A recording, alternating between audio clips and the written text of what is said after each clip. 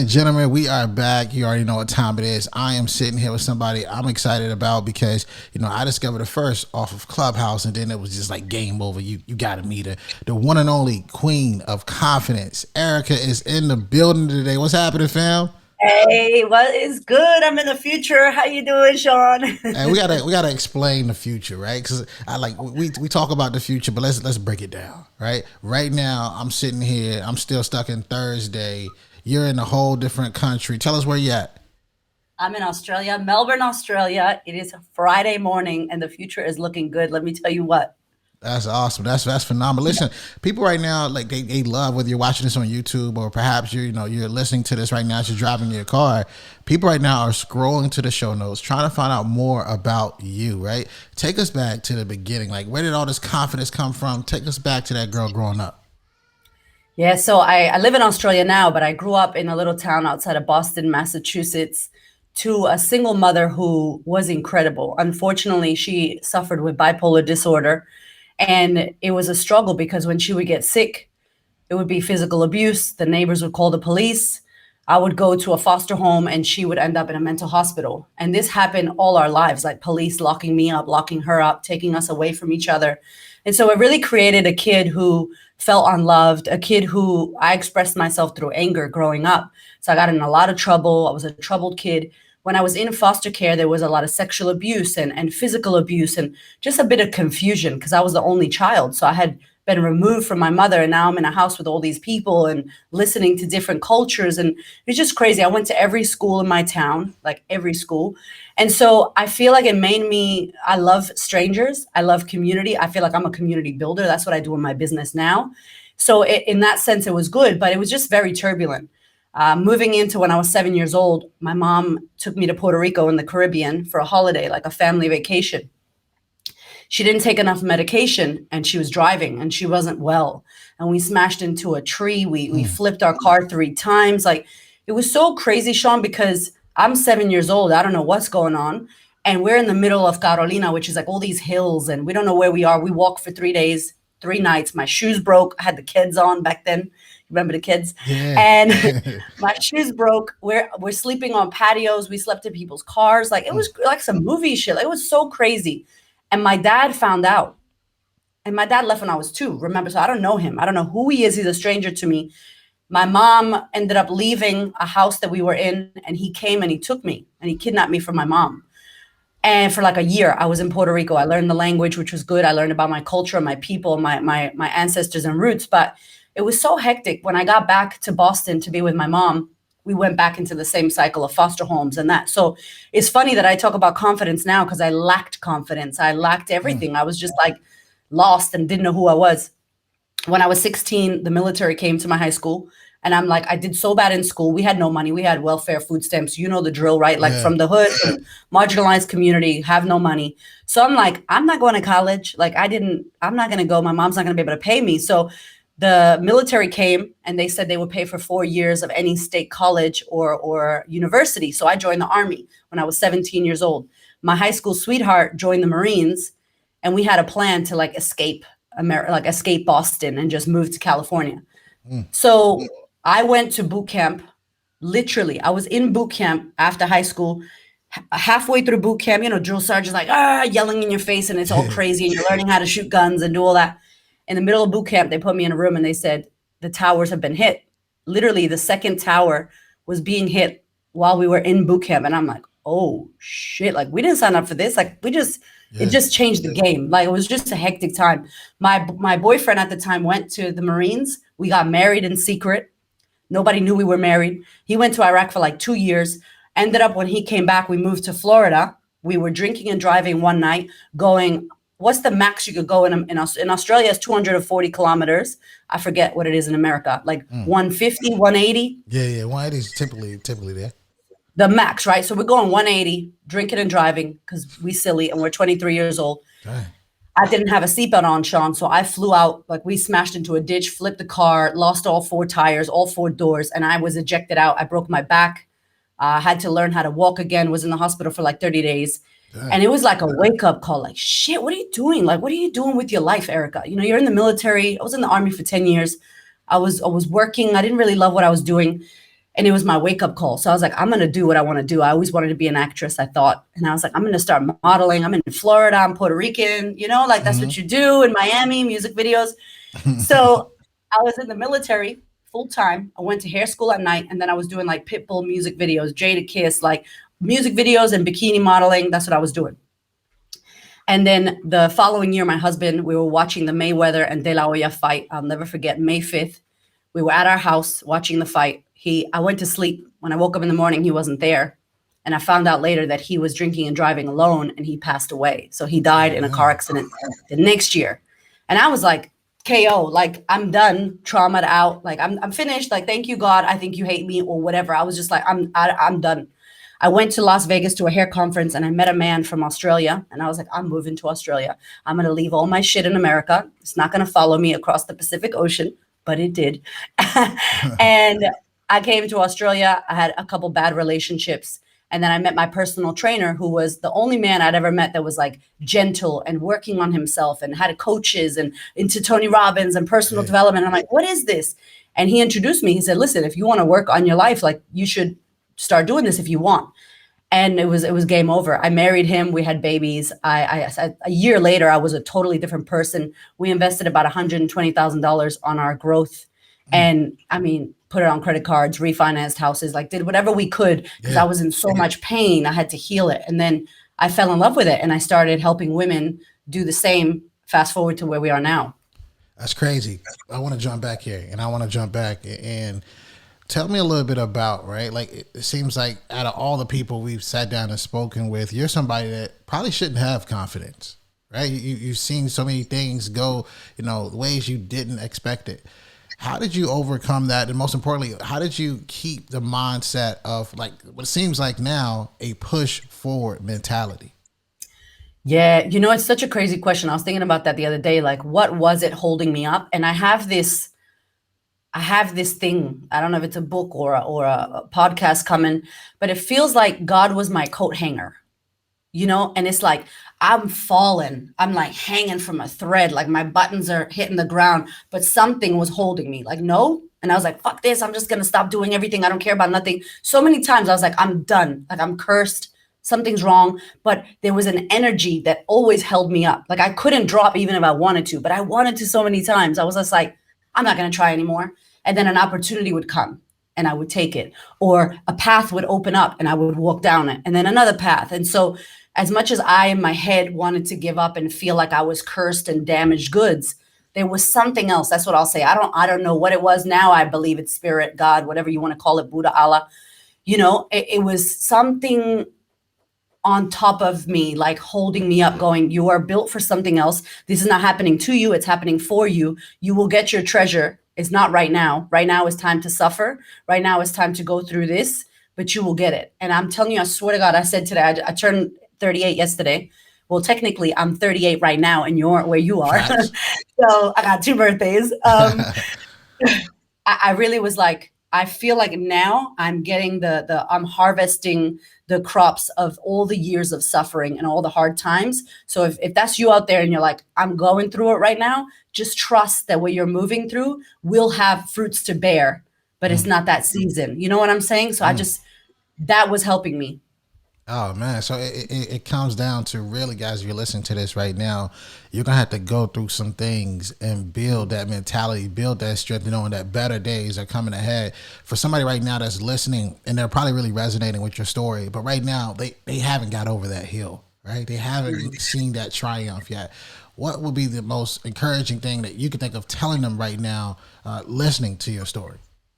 Yeah, I would say, like, your pain didn't come here to mess you up. Like your pain didn't come here to hurt you. Your pain that you're in right now is here to up level you. If you're in some deep pain, one of my mentors used to say, it's like an arrow. You're pulling an arrow back and you got to hold the tension. And you're like, I can't hold it. I can't hold it. I'm sweating. My fingers hurt. And I'm like, hold the tension. And if you could hold the tension right now, if you are out there going through it, hold the tension. And when you're ready to let it go, where's that arrow going to go? You got to be pulled back to go forward. The arrow's going to fly. If you're holding the tension a lot, if you've been holding it for a while, you're going to go even more forward. There's no way you could get worse than what it is right now. And I know that sucks. And I'm not trying to make it a cute Instagram quote because it sucks when you're going through it. Mm-hmm. But if you already made it this far, trust that you don't go backwards for nothing. Something is happening right now for you. There's a gift, there's a lesson in the, I say there's a gift in the shit, right? And it stinks and it's a polish at your door. It's like, I don't want to touch it. I'm like, touch it. You need to get your hands in there. There's a gift in there. They're like, oh, it's gross. It stinks. I don't want to do it. But I'm like, you don't get to get the gift if you're not willing to move through the shit. Like, it's not nice. That's why like, we're going to get to the book, but like, that's why I say confidence feels like shit. Life can feel like shit, but there's gifts inside of it. Like, there's gold to be mined if you are willing to just sit with this for a bit and look around your life and see what is trying to teach you and tell you. Oprah says that, right? Like, your life is trying to teach you and tell you things, but you're not listening because you're like, poor me, why me? Oh, it's like, no, shift that mindset. Like, this is up leveling you. That's what I would say. I like that advice, and I think that means so much. You know, sometimes we got to look back into like the inner child, and I always think about, okay, yo, what would I tell myself, right? If I was coming up again, and you know, the life I'm living now, like for you, you know, you had a lot of things go wrong, right? If you could jump back and say, look, young Erika, this is what you need to hear right now, what would you say? I would tell her anger is not the way. I would really tell her that you're going to get across more with love, because she was wanting love. She was I don't know if you ever read the book, Love is Letting Go of Fear. Like, she was in fear, so she was desiring love. She was a call for love. But people that are a call for love don't look like that. They look like murderers, angry people. They need love. You know what I'm saying? So I would say to her, you don't need to fight this with anger. You're not weak. Because I think where we grew up, maybe you too, Shawn, like, if you're soft, like, you're weak as fuck. Like, sorry, you're not gonna make it. You know what I mean? Thanks. So I felt like I had to like fight people at the Walmart parking lot. I had to like fight for my mother. I had to like fight like this warrior fighter. And I don't believe that that's the power. And I think that now our kids are going to learn that it's not with the fight and with the anger or with the hate that we're going to win. So I would tell her, like, to lean into some love, you know what I'm saying? And soften a bit, because she was really, she was pokey, like she was sharp, Yeah, what's crazy is that, like, you talk about things that happen to you, like, I gotta get out of here. I gotta go to Australia. For me, what that sounds like is the importance of being in an environment, right? And being in an environment that you can flourish in. How important was that for you? I think that's everything. Our environment really affects us. And so I think I didn't see mentors growing up. I didn't see the possibility. So I love you and what you're doing in your story and every time you share, because there are people out there, men and women, that see you and they're like, that I could do that. Maybe I could do what he's doing. You know what I'm saying? So I think when we don't have that, there's no hope. And then if you don't know better, how are you going to do better? You actually don't know what you don't know. And so I think that was what didn't help me. Like, my social workers were older white ladies, no offense, but like, I wasn't resonating with them. They didn't understand me, So I didn't find it. And so unfortunately for me, I love inner child too. I love that you mentioned that. Unfortunately for me, I was seeking validation. When I was modeling, men thought I was pretty because I'm in a bikini or I'm in a music video. So I'm like, I must be worthy. And women in America, listen to me. If this is you, stop doing it. Stop doing it for free. Stop doing it for nothing, just so people say you're pretty, because that's not enough. Like, that's not going to validate you. And so I feel like when I met that man in Australia, he was a white man. He was a tall man. He looked good and rich and skinny, and he looked like he wasn't damaged goods. So it was my lack of validation that was looking for an environment that was rich, that was proper, that was educated, that wasn't damaged. But he was a narcissist, let me tell you. But in the time where I didn't know to value myself. So I thought that's what I needed to become. And that's what I needed to get around, Oh man, so like you're touching on something here, and that is the importance of putting you first, right? I want people to walk away from this episode and truly gain like the thought process of what it takes to embody confidence, right? Let's talk about that. Let's get into the fact that what you're doing now. Like, for me, it's like, all right, how do you go from all this adversity, you go across states, you start doing your thing. What was that first moment like for you when you realized, okay, my life could be potentially different than I ever imagined? Yeah. I thought I had that moment when I broke my back, but that was a fake wake up call. I was still surface level. Does that make sense? I was like Like, I'm going to go be pretty and, be happy and be desired. That was where I was, validation seeking, phase 1, right? And then phase 2 happened in Australia. I moved to Australia for a man who ended up not being a good man, to Sydney. And then I found another man, Shawn, same dude, different face, same shit, right? Seriously, same dude. I'm like, how did I find the same person? And he was in Melbourne, so I'm in Melbourne, right? So so losers are us. Like, I move across the world, man. That's how I felt. Like, what a loser are you? And then I moved for another man. So who's the common denominator in this hot mess? Yeah, me. Facts. So that should make me go, you know what, Erika? You can't always say everybody says this about me. Well, if 50 people say it, maybe that shit's true. Maybe you should start listening, So I was really ready. And that's the problem. I think not the problem, but that's the important part. You have to be ready. And some of you are ready and some of you are not. And unfortunately, you have to move through difficulties that, yes, you could learn from Shawn or any of your amazing guests that you've had, or even my story, but maybe you won't. I knew not to drink and drive. Like, duh, everybody knows that. You go through the DARE program in America. Like, you know that, right? My 80s baby, right? Yeah, like, do not do drugs, whatever. So I knew that, which is the worst thing to say. I know. You don't know unless you're getting the results. So I knew that, but I still needed to have that experience. So I think that I had to realize that the common denominator was me. And when I realized that hurt. I was like, oh, I was having ice cream and watching Eat, Pray, Love and like just wasting my life for a couple of days on the couch. And then meeting someone, and this is important. This is why all of you need to shine. I'm talking to you out there. You need to shine. I don't care if you're going to be an entrepreneur or not. You matter because you impact the world when you work on yourself, and you impact the world, whether it's a friend, a cousin, a society of people, whether you're a leader or not. When you work on you, it impacts others. So I met Hamish, who ended up being my husband, and Hamish impacted me because he chose to work on himself. He chose to be someone who was going to do personal development. And because I saw him, he gave me hope. And I'm like, how is he like this? How is he so calm and relaxed? And so I was willing to be influenced by him because I was seeking to be influenced. You know what I'm saying? So that right there was just like, ooh, a little bit of medicine. And he did it in a gentle way. Some of us get really excited about personal development and books we read. And we're like, you know what you need to do? You need to do this program. You need to, and people are like, whoa, man, like, chill. Like, don't shove it down my throat. So he didn't do that. He really gently invited me to look at the possibility of working on myself. And that's how that happened, because I felt safe to do it, because we have to feel safe. Absolutely. Working on yourself, right? That kind of goes back into the thought process of just having that self-awareness, right? And we all know that's important. For you to go through what you've been through, for me, listening to it gives you also a sense of credibility to actually know what you're talking about and how to actually do something different about it. You jump into this whole coaching space, right? What was the idea behind that, and how has that been for you, jumping to the coaching space, and most importantly, just attacking every thought about what confidence should look like? Shawn, we got stories. So the crazy thing is, when I came to Australia, I was working in the hair industry. So I was a hairdresser.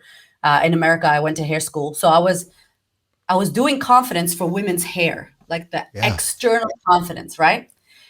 And then when I came to Australia, when I moved to Melbourne, I started styling. So I was dressing women. So I was always doing confidence. I've been talking confidence for 15 years, but I was doing the external confidence. And what I realized through styling women, dressing them, the hair, their makeup, they looked immaculate. They looked amazing, but they would still look in the mirror and be like, I hate myself. And I'm like, what is going on? And I'm culling their wardrobe. We're talking about their body shape. I'm like, we need to cull your thoughts. We need to go to the inner wardrobe. We need to talk about the inside, like the onion that is our evolution of growth, and not the outside. So while I was doing my styling, I decided, I'm like, you know what? I don't want to talk about this. I don't want to talk about cotton and linen and horizontal stripes and the fact that you're a banana or a pear or whatever fucking body shape you're supposed to be.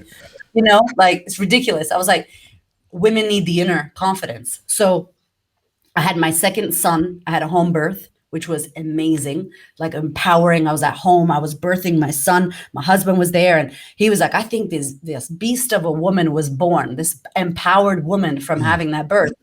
My second son, because my first son was a crazy cesarean, and that was not empowering at all. So I had that baby. My husband owns a gym. It was Christmas. The gym was dead financially. Nobody's working out at Christmas. Yeah. They're doing all the bad stuff, right?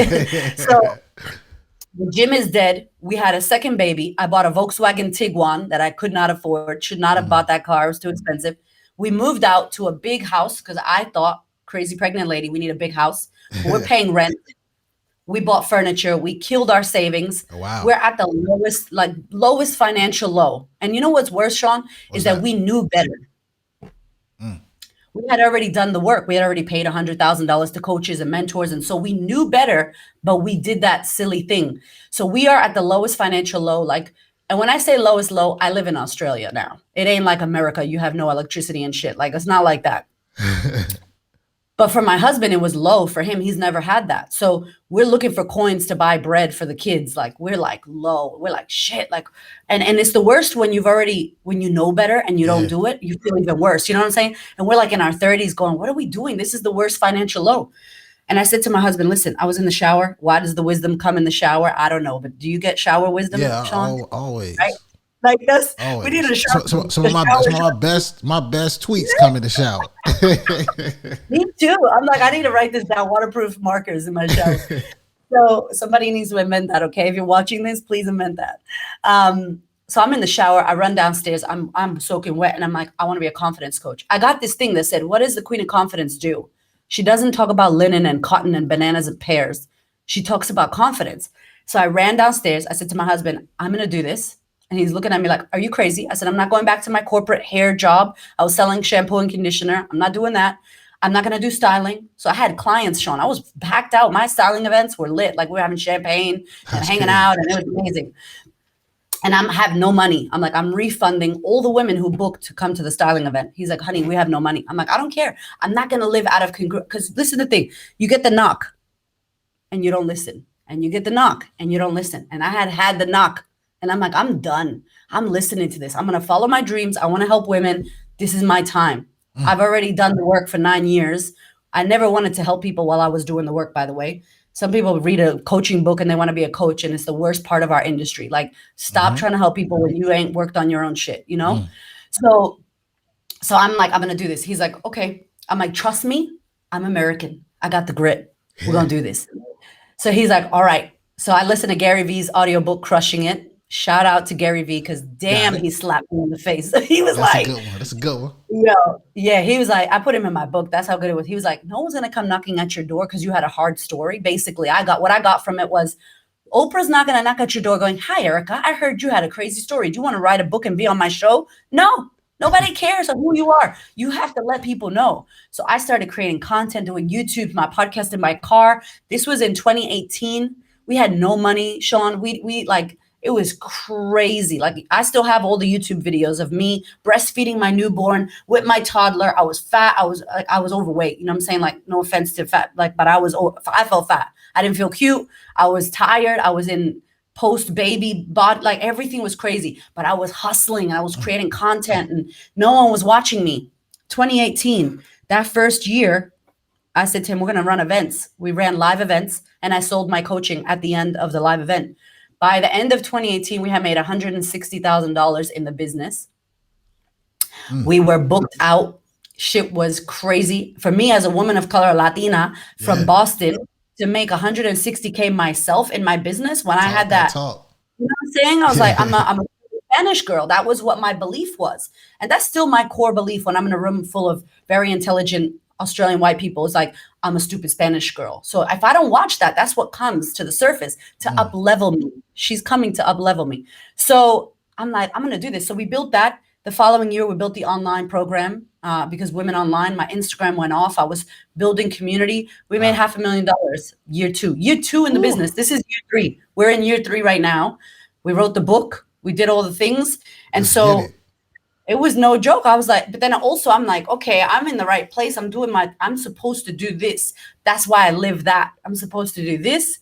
And now I'm supposed to share the work of confidence. And women go, oh my God, amazing. You're so confident. But I have to share that story. And I show them who I really am, because that's who I am. I'm not this confident woman, queen of confidence. She's my alter ego. I hope to be the queen of confidence every day. That's who I try to be. She reminds me of who I can be.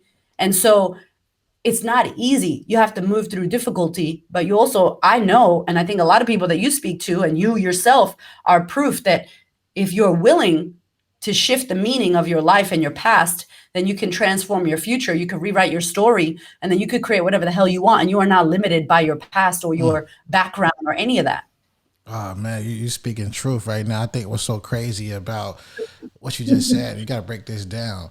You were willing to say to yourself, you know what, this calling on me is just too strong right now. There's no way I'm gonna keep living a life that I shouldn't be living. I think right now, if you're listening to this, whether you're working at that job that you hate, whether you had a hobby that you thought you liked, but there was something else calling you, this is the moment in that podcast where you're like, you know what, maybe I should do that thing. And for you, you took that chance, you took that risk, and to see, year one, 100 plus, year two, 500,000, year three, still going, right? How important is it, you think, for our audience right now who's lacking the confidence on taking the risk themselves?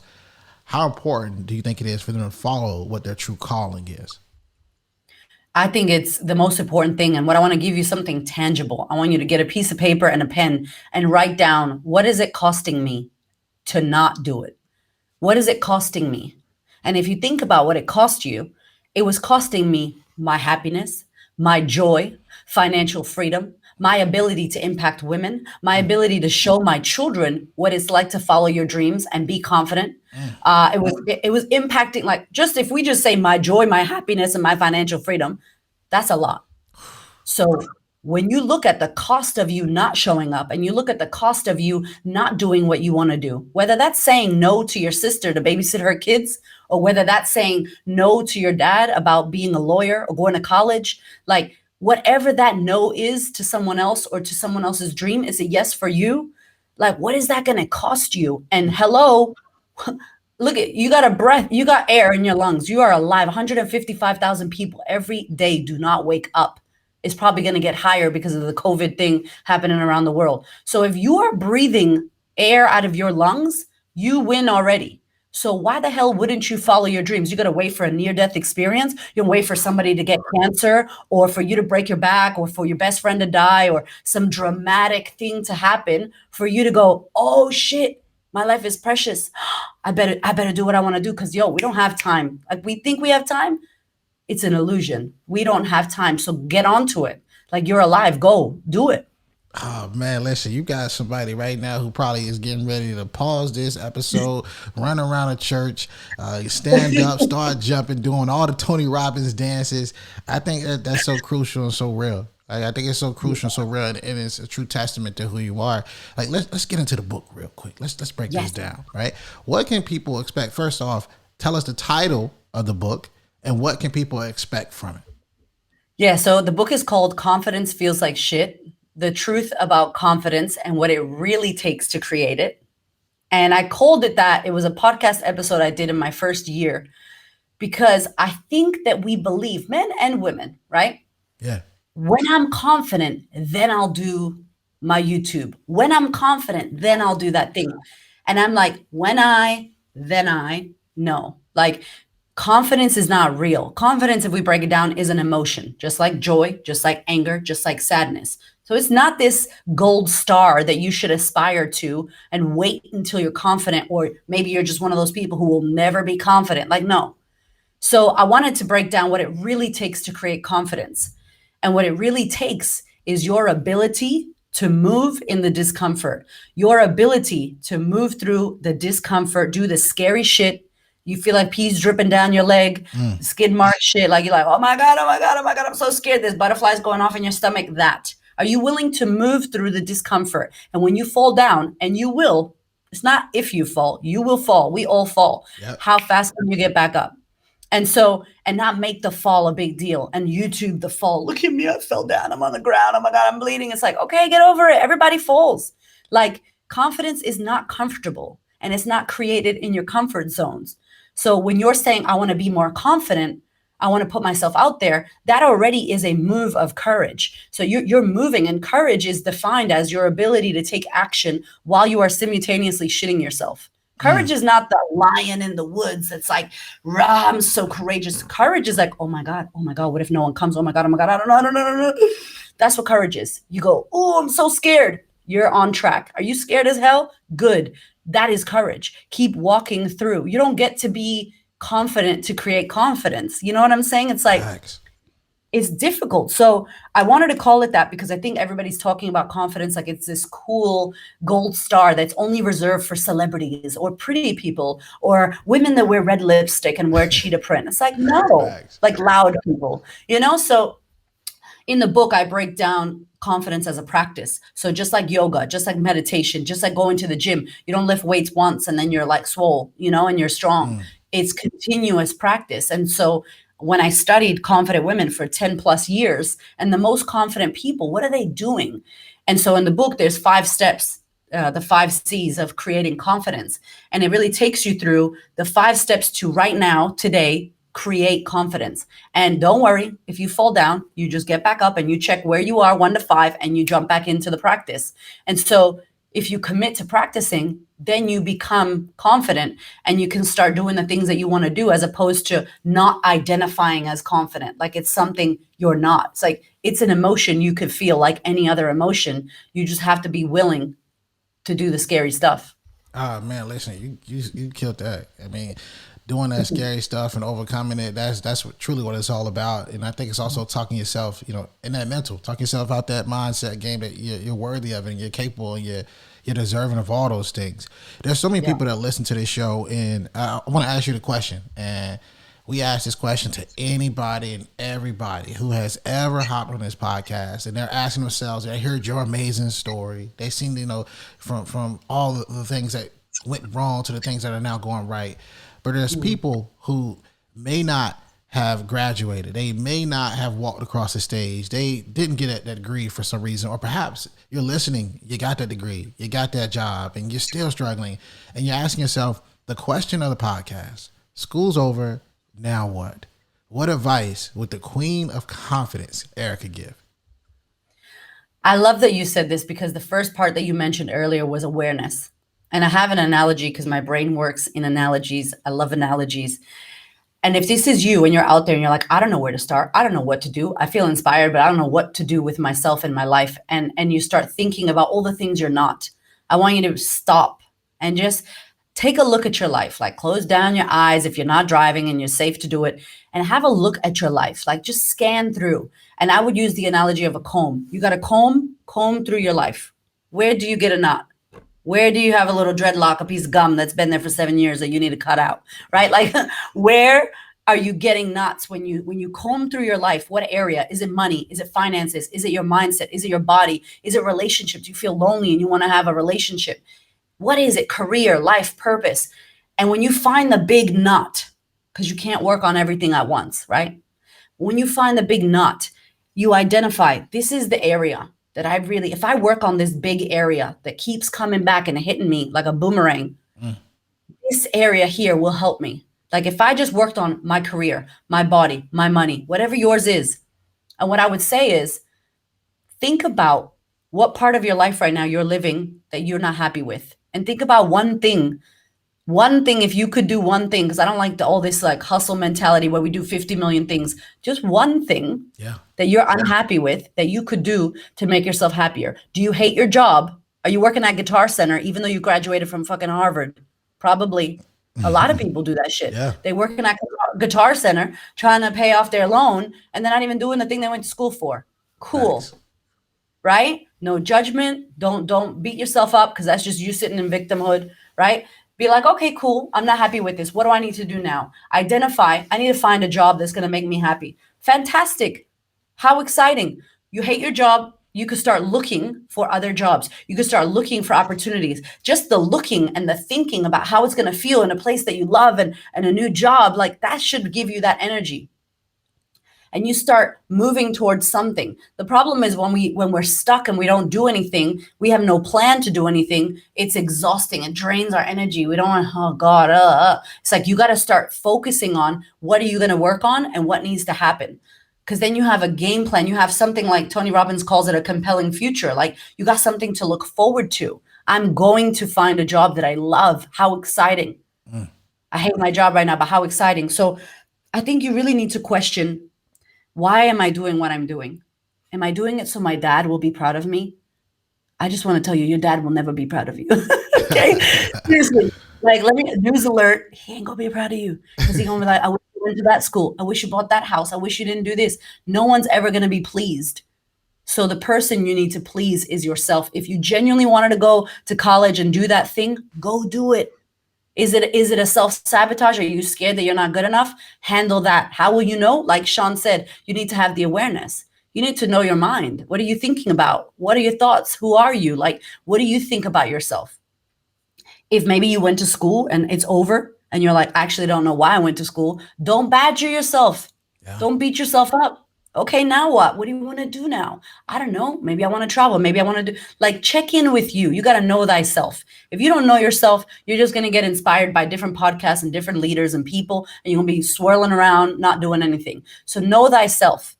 Where are you unhappy? What area needs your attention? What do you need to do? One thing in order to move yourself out. And lastly, I would say, the number one thing you could do to change your life is to manage your mind, is to become the security guard of your mind. What is coming in there? Who's hanging out up there? What's going on up there? What is serving you in here? What is not serving you? What are your top 3 thoughts that mess with you the most, that need to be kicked out of the nightclub? Your mind, right? And what needs to be put in there? If you don't know this, you're not going to have the results that you want. So this is the number one thing. Like, start thinking about what you're thinking about. Start paying attention to your thoughts, because your thoughts make you feel a way. And when you feel a way, you take an action or you don't take an action. And that's what gives you the results. Manage that mind of yours. Check in with your life. Comb through the areas that you're not happy with. One thing that you can do to move yourself out of there and please you, because you're the one that's important, not your dad, not society, not what someone told you. Follow you. Get to know you so you know what you want. Facts. Nothing but flames as expected. You came on the podcast and crushed it. I already knew you would. And I'm pretty sure everyone's hitting that follow button. Make sure you go cop that book. But most importantly, where can people find out more about you? Just give them all your social media platforms and how they can stay in touch. Yes. So I love Instagram. Shawn, you know, I be on the gram all the time. And I answer people. It takes me a minute, but I answer people. I love talking to people on Instagram. So I'm on Instagram at The Queen of Confidence. I'm on Facebook at The Queen of Confidence. My website is The Queen of Confidence. The book is on the website. I will sign a copy for you if you want one. I think it is, you can get it at Amazon, wherever you want to get the book, because I'm in Australia. So if you live in America, it's going to take a little while for you to get the book. But if you want a signed copy, I'd love to give it to you. I think that, it's super important that you don't just listen to information, that you commit to applying, right? Application over information. So whatever it is that you decide to do on your journey to creating confidence, know that you can do it. Know that it's up to you, and know that it's not something that's not accessible. When you decide you want to create confidence, you can. Absolutely. I appreciate you for being on the podcast. Look forward to, that book going through the roof. And for those of you that have been listening, always remember, dream it, believe it, go out and get it. Hey, what's up, fam? Thanks for watching. Don't forget, hit that subscribe button, smash that like button. We'll see you next week here at School's Over Now What. And always remember, dream it, believe it, go out and get it.